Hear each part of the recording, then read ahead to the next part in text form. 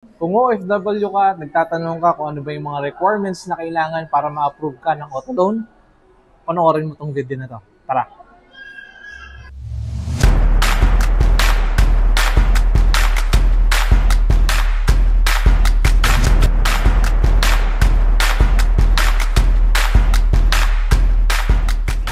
Mga boss, sa video na to, more on OFW naman tayo nakafocus. Pag-uusapan natin kung gaano kabilis yung approval. Pag-uusapan natin kung ano ba yung mga qualification para tayo ma-approve ng bank. At syempre, ano ba yung mga requirements na kailangan para ma-approve tayo for auto loan. Pero kung ikaw, employed ka, locally employed, pwede nyo panoorin itong video na to. Diyan sa video na yan, more on nakafocus tayo sa locally employed. Andiyan din yung mga requirements na kailangan at ano rin yung mga qualifications natin. Pero bago yun, syempre, huwag nyo kakalimutang mag-subscribe sa aking YouTube channel, hit the notification bell on para lagi kang updated sa mga ganitong video kong ina-upload. Una, pag-usapan natin yung process ng approval.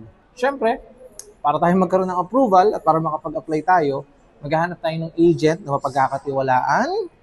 Kung may kakilala kayong agent, pwede kayo doon mag-inquire, nakikita nyo sa Facebook, nakikita nyo sa TikTok, mag-inquire kayo doon.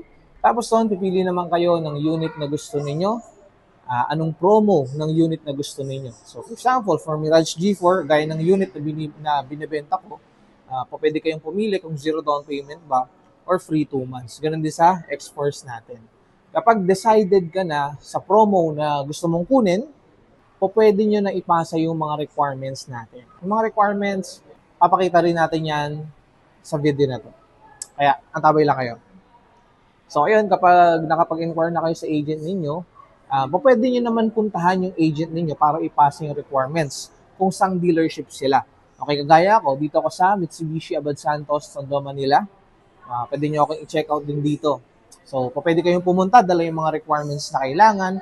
Pero, kung busy ka, or sabihin natin walang nag-aalaga sa mga bata, ganun, or dahil OFW, total, more on OFW naman tayo nakafocus, pwede naman online application. Meron lang tayong isa-send application form, i-fill upan mo lang yon, tapos kukumpletuhin nyo lang yung mga requirements. Yung mga requirements, pwede nyo isa yan kung saan kayo nag-uusap ng agent mo. Pwedeng sa Messenger, sa Viber, sa WhatsApp, or sa Telegram. Basta kung sa kayo nag-uusap, pwede naman yun. Kapag nakompleto na yung requirements at napasa mo na sa agent mo, ipaprocess na yan ng agent mo sa mga bangko. Iikot na ng agent mo yung application mo sa lahat ng bangko na meron yung dealership. Okay? Eto mga boss, baka tinatanong nyo kung gaano katagal yung bank approval. Meron tayong 15 working days. Okay? 15 working days para sa resulta ng application natin. O pwedeng decline, o pwedeng approve. Basta 15 working days. Pero, minsan kasi mga boss, nakadepende yan sa agent na kausap mo at syempre, sa profile mo mismo. Okay? So, paano sa profile mo mismo? For example, ikaw, wala kang credit or pangalan mo malinis. Ayan, kung gano'n naman mga boss, madali lang tayo ma-approve. Especially kung nakapasok tayo sa mga qualifications ng bangko. At bakit naman depende sa agent? Depende sa agent mo kasi kung masipag yung agent mo mag-follow up sa mga bangko, yan, madali ka rin ma-approve. Madali nating malalaman yung resulta ng application mo doon sa bangko na yon. Pero going back, doon sa part ng nakadepende sa iyo or sa name mo. Okay, sa application mo, nakadepende kung ma-approve ka. Meron din namang mga bangko na nag-a-approve sila kahit may history ng credit. For example, may existing credit. Nagbibigay pa rin ng second chance yung bangko. Okay, di ba? Sana all. Hindi, joke lang. Kaya walang masama, subukan lang natin mag-apply. Huwag ka panghinaan ng loob kasi wala namang imposible sa mundong to. Di ba? Ang susunod naman nating pag-uusapan is ano ba yung qualification kapag OFW ka at para maging eligible. Hindi ko alam kung tama yung term ko. Qualified. Ayun, qualified. Daming kaartehan. Una is mag-base sila sa contract na ibibigay mo. So, yung contract na yon dapat at least 1 year ka na dun sa employer mo. Kung hindi ka naman 1 year, okay, pero meron kang previous employer, pwede nating ilagay yon sa application mo. Kung meron kang dating contract doon, pwede naman din natin isama doon sa requirements mo yun. Okay, next is, kailangan natin is nagpapadala tayo ng remittance dito sa Pilipinas. Siyempre, kanino mapupunta yung sasakyan kung nasa ibang bansa ka? So, dapat meron kang pinapadalang remittance dito sa Pilipinas. Okay? So, yung part na yan, i-explain ko pa yan later. Ang next naman is yung unit na kukunin mo. Meron tayong tinatawag na qualified income or dapat pasok yung income mo doon sa kukunin mong unit.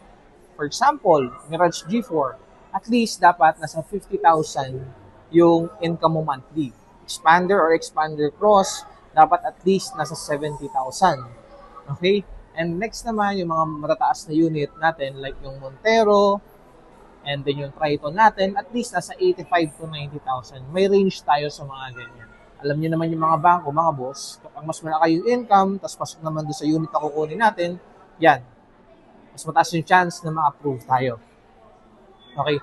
Pero kung tatanungin niyo naman ako, paano yun? Short yung income ko. Okay? For example, kukuha ka ng Expander Cross, ang income mo nasa 50,000 lang. Diyan na papasok si co-maker na tinatawag. So, sino ba yung pwedeng maging co-maker? Okay? Yan yung tinatawag natin mga first blood or magulang mo, partner mo, asawa mo, mga kapatid mo. Yan yung mga pwede nating gawing co-maker. Kung sino yung co-maker natin, doon tayo nagpapadala ng remittance. Okay? Kasi kasama rin yan sa mga requirements na kailangan natin. Yun lang naman yung mga qualification na titignan ng bangko. Kaya huwag kang mag-hesitate, okay, na mag-apply for auto loan. And next, mga boss, is yung, eto na, yung hinihintay ninyo, ano ba yung mga requirements na kailangan natin for auto loan para to sa mga OFW. Una, ang contract natin. So, yung contract natin, kailangan niya ng bangko. Nakalagay doon kung yung date kung kailan ka na-hire and magkano ba yung income mo monthly. So, proof kasi yan. Mas maganda kung meron ka ring payslip. Pero contract pwede na kasi nandun naman lahat. Okay? Yun yung una natin kailangan. Next, ito, yung nabanggit ko rin kanina, is yung remittance natin. At least 3 months latest, ayan, na remittance natin. So, mga resibo ng mga remittances natin, tabi nyo yun, mga boss, 3 months ang kailangan ng mga bangko. So, titingnan din kasi ng bangko, yan, kung magkano yung pinapadala mo doon sa magiging co-maker mo. Okay, kung pasok yun. Basta, ang importante lang naman, boss, sa mga bangko, is monthly nagpapadala ka. Ako, ina-advise ko kayo kung OFW ka, tapos kukuha ka ng sasakyan, magpadala na kayo ng malaki doon sa mga co-maker ninyo. Ayan, kasi factor din yan para ma-approve tayo ng bangko. Importante pa rin is monthly na kapag papadala tayo. Okay? So, yun nga, nabanggit ko rin kanina, mga boss sa inyo, co-maker natin, kailangan kapatid, parents, partner, or asawa ninyo, or anak. Ayan, po pwede yun. 3 months na latest remittance, and syempre, kailangan din naman natin, kung wala pala nun, kailangan natin is yung 3 months latest na bank statement natin. Kung saan ka nagpapadala. For example, remittance mo, kailangan natin yung 3 months latest nun. Titignan ng bangko kung magkano ba talaga yung pinapadala mo monthly. Yun yung mga kailangan natin, yung tatlong yun. Ito yung mga initial requirements. 2 Philippine Government ID. Mas okay kung bigay nyo na agad sa mga agents ninyo or bigay nyo sa akin. Yung sa IDs is yung 2 primary IDs na. So, pwede nyo naman i-search sa Google kung ano ba yung mga primary IDs dito sa Pilipinas. Okay, kung wala pa, pwede rin naman yung mga secondary ID. Next is yung proof of billing natin. Dito, marami nagtatanong akong client sa proof of billing. Paano, boss, kung hindi nakapangalan sa akin? Okay lang naman yun, mga boss. Basta, doon tayo tumutuloy mismo. Pwede yung Meralco nga natin, Maynilad, or kung ikaw ay sa province, di ko alam kung ano yung mga company doon ng mga electrical or may Maynilad ba doon. Basta kailangan lang natin ng proof of billing mo. Kahit hindi nakapangalan sa'yo. Lastly, yung kailangan natin, paano ka makakapag-apply kung wala kang application form? Kaya pag sinend ng agent mo yung application form sa'yo, fill-upan mo na. Okay? Kasi, didiskartehan kasi ng agent yan kung paano niya ilalatag yung application mo sa mga bangko. Ito lang naman, mabilis lang at madali lang yung mga requirements. Kaya huwag kang mag-hesitate na mag-apply kung kailangan na kailangan mo na talaga ng sasakyan or kung matagal mo na rin pinaplano. Pero ito mga boss, lagi niyong tatandaan na ikaw at ang agent mo, magkakampi kayo. So magtutulungan kayo. Makikipag-cooperate ka sa agent mo at yung agent mo makikipag-cooperate din sa'yo. Okay? So tulungan lang tayo. Give and take lang naman. Para syempre, matulungan ka niyang makakuha ng sasakyan at matulungan mo siyang makabenta. So give and take lang. Ha? So yun na nga mga boss. Yung mga qualifications, yung pag-process ng approval, and yung mga requirements for OFW. Kung naging malaking tulong naman sa'yo itong video na to, huwag nyo kalimutang i-hit yung like button sa video na to down below.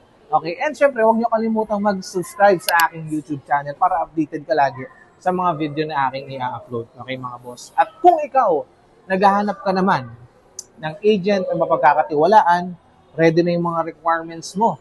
Yan, message mo na ako sa aking contact number. May kita nyo yung business card ko sa screen dito. Okay? Message nyo ako dyan mga boss, sa aking contact number o kaya naman sa aking Facebook. At kung may mga questions naman kayo, o pwede nyo i-comment down below yung questions ninyo para masagot ko directly para sa inyo. So yun lang naman mga boss para sa video na to. Always remember, don't drink and drive, just ride and drive. Peace.